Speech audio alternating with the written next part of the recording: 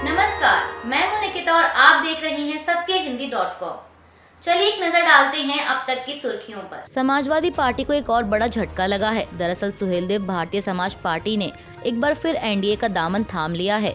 पूर्वी उत्तर प्रदेश में OBC voters के बीच प्रभावशाली सुहेलदेव भारतीय समाज पार्टी के प्रमुख ओम प्रकाश राजभर ने अमित शाह के साथ एक तस्वीर पोस्ट करते हुए ट्वीट कर लिखा कि एसबी सामाजिक न्याय, देश की सुरक्षा और सुशासन से वंचित लोगों, उत्पीड़ित पिछड़े वर्गों, दलितों, महिलाओं के सशक्तिकरण के लिए बीजेपी के साथ मिलकर लड़ेगी। इसके साथ ही उन्होंने प्रधानमंत्री नरेंद्र मोदी, यूपी के मुख्यमंत्री को धन्यवाद दिया। वहीं जब उनसे उनके पहले के रुख के बारे में पूछा गया कि अगर यूपी की विपक्षी पार्टियां जैसे एसपी, बीएसपी एक साथ आती हैं तो वह उनके साथ लड़ेंगे, जिस पर राजभर ने कहा कि उन्होंने सभी पार्टियों से बात करने की कोशिश की लेकिन उन्हें कोई प्रतिक्रिया नहीं मिली। वहीं गृह मंत्री अमित शाह ने कहा कि ओम प्रकाश राजभर से दिल्ली में भेंट हुई और उन्होंने प्रधानमंत्री मोदी जी के नेतृत्व वाली एनडीए गठबंधन में आने का निर्णय लिया। मैं उनका एनडीए परिवार में स्वागत करता हूं। राजभर जी के आने से उत्तर प्रदेश में एनडीए को मजबूती मिलेगी और मोदी जी के नेतृत्व में एनडीए द्वारा गरीबों और वंचितों के कल्याण के लिए किए जा रहे प्रयासों को और बल मिलेगा। बता दें, इस फैसले के बाद यूपी में अखिलेश यादव की समाजवादी पार्टी को दूसरा झटका लगा है।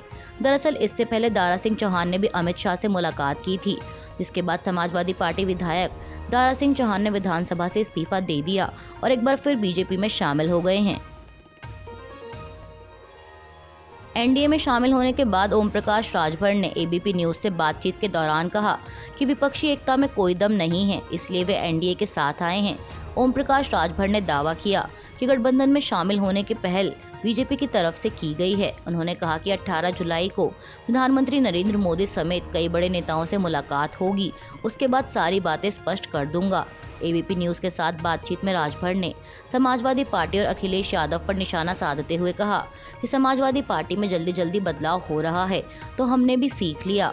अखिलेश यादव के पीडीए यानी पिछड़ा दलित अल्पसंख्यक पर भी उन्होंने निशाना साधते हुए कहा कि पीडीए में पिछला बचा ही नहीं है, क्योंकि ओम प्रकाश राजभर, संजय निषाद, अनुप्रिया पटेल उसमें हैं ही नहीं। उन्होंने आगे कहा कि पीडीए में दलित क्यों आएगा? क्या अखिलेश यादव ने कभी प्रमोशन में आरक्षण की वकालत की? अल्पसंख्यक को लेकर एसबी नेता ने कहा कि क्या कभी मुस्लिम को सीएम या डिप्टी सीएम बनाया? मुसलमान समझ रहा है कि उसका समाजवादी पार्टी में शोषण हो रहा है। ओम प्रकाश राजभर ने अखिलेश यादव पर आरोप लगाते हुए आगे कहा कि वे हैदराबाद और पश्चिम बंगाल तक जा रहे हैं लेकिन बगल में बैठे नेताओं से नहीं मिल रहे। उन्होंने कहा कि क्या उन्हें हैदराबाद और पश्चिम बंगाल वाले यूपी में वोट दिलाएंगे। 2024 लोकसभा चुनाव से पहले विपक्ष को एकजुट करने की कवायद के बीच बार बार कोई न कोई अड़चन आ रही है। खबरों के मुताबिक एकता की मुहिम में सब ठीक नहीं चल रहा। दरअसल विपक्ष की दूसरी बैठक 17-18 जुलाई को बेंगलुरु में होनी है, लेकिन आम आदमी पार्टी अभी तक इस बैठक को लेकर कोई फैसला नहीं कर पाई। आम आदमी पार्टी विपक्ष की बैठक में शामिल होगी या नहीं, इस पर फैसला करने के लिए पार्टी ने आज शाम 4 बजे पीएसी की बैठक बुलाई है। आज शाम 4 बजे होने जा रही पीएसी की इस अहम बैठक में पंजाब के मुख्यमंत्री भगवंत मान भी वीडियो कॉन्फ्रेंसिंग के जरिए जुड़ेंगे। सूत्रों के मुताबिक दिल्ली अध्यादेश पर कांग्रेस के स्टैंड को लेकर आम आदमी पार्टी की टॉप लीडरशिप नाराज है। ऐसे में आज बेंगलुरु में होने वाली बैठक में शिरकत करने या फिर ना करने पर अंतिम फैसला हो सकता है।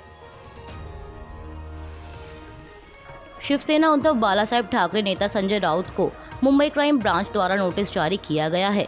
बता दें कि यह नोटिस मुख्यमंत्री कार्यालय पर गंभीर आरोप लगाने के कारण भेजा गया है और इस मामले पर उनसे अपना बयान दर्ज कराने के लिए कहा गया है। दरअसल संजय राउत ने सीएमओ पर आरोप लगाते हुए कहा था कि सीएम दफ्तर से अपराधियों की डीलिंग चल रही है। जो अपराधी जेल में हैं उनसे मुख्यमंत्री कार्यालय बातचीत कर रहा है। सत्ता में शामिल लोग उनके संपर्क में हैं।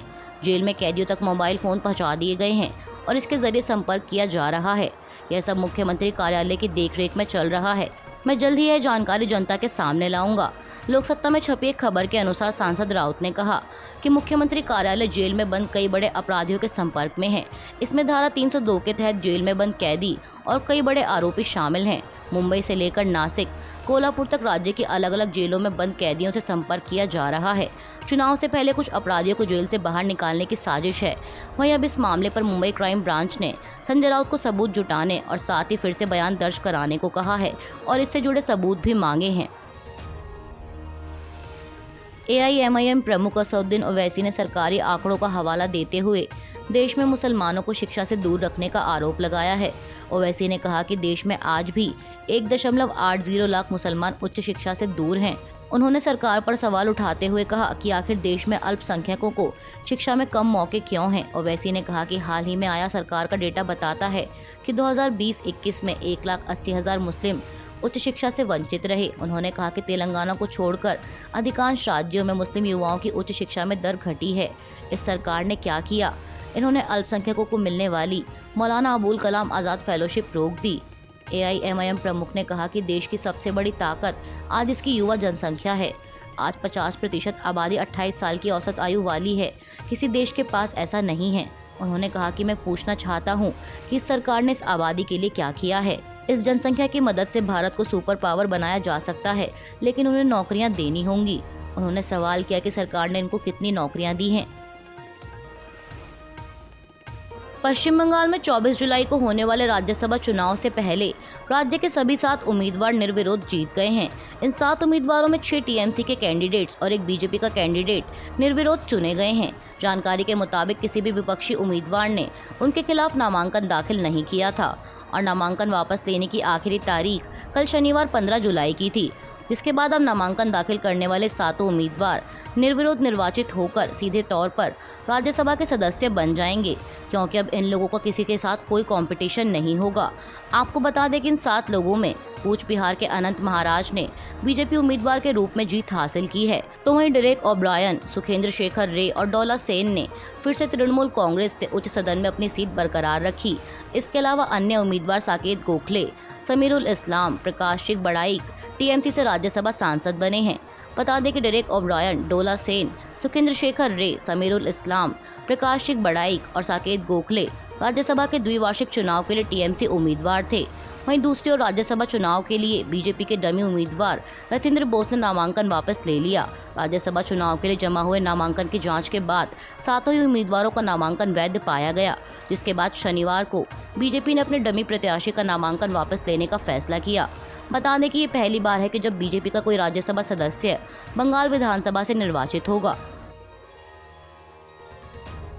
बाढ़ के खतरे का सामना कर रही दिल्ली में कल शनिवार को एक बार फिर भारी बारिश देखने को मिली, जहां एक तरफ हरियाणा के हथनीकुंड बैराज से पानी छोड़े जाने की वजह से यमुना का जलस्तर पहले ही बढ़ गया था, वहीं अब एक बार फिर हुई भारी बारिश ने अधिकारियों की मुश्किल बढ़ा दी है। अधिकारियों का कहना है कि इस बारिश की वजह से बाढ़ का पानी निकालने में अधिक समय लग रहा है। राष्ट्रीय राजधानी में आज सुबह कई स्थानों पर भारी ट्रैफिक जैम और जलभराव देखा गया, जबकि IT और राजघाट सहित शहर के प्रमुख इलाके जलमग्न हैं।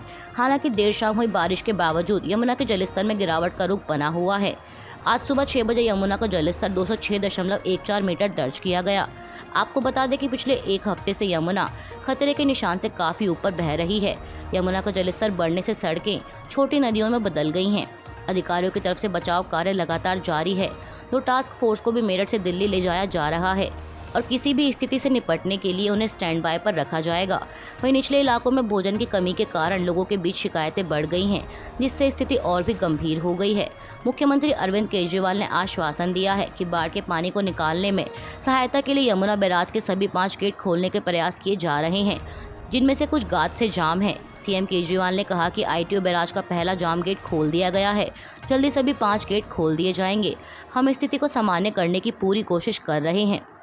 अभी के लिए बस इतना ही। बाकी की खबरों के लिए जुड़े रहिए सत्यहिंदी.com के साथ।